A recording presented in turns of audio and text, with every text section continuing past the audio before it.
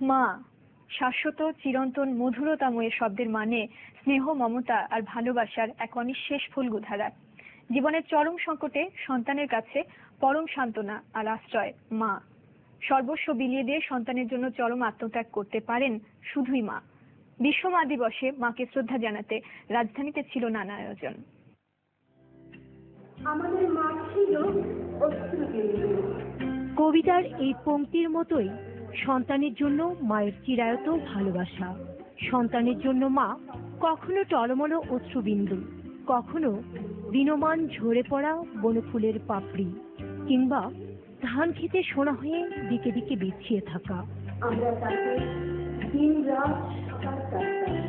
সন্তানের জন্য সব পারেন মা, যেমন পেরেছেন মীরা মুস্তুদ্দি।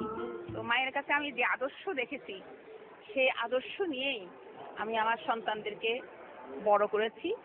মায়ের সঙ্গে সন্তানের গভীরতম সম্পর্কের কাছে গৌণ হয়ে যায় আর সব সম্পর্ক। আমার বেবি যখন হলো আর সাথে সাথে আমি প্রসব বেদনা একদম ভুলে গিয়েছিলাম। মেয়ে যখন আমাকে প্রথম যখন আমার কোলে দিল তখন আমার মনে হলো যে আমি সব পেয়ে গেছি। আমি আমার মাকে ফিল করেছি আমি যখন নিজে মা হয়েছি। জীবনের চরম সংকটে সন্তানের কাছে পরম সান্ত্বনা আর আশ্রয় মা। কাছে না থাকলেও ছবি হয়ে চোখের সামনে ভেসে ওঠে মমতাময়ী মায়েরই প্রিয় মুখ।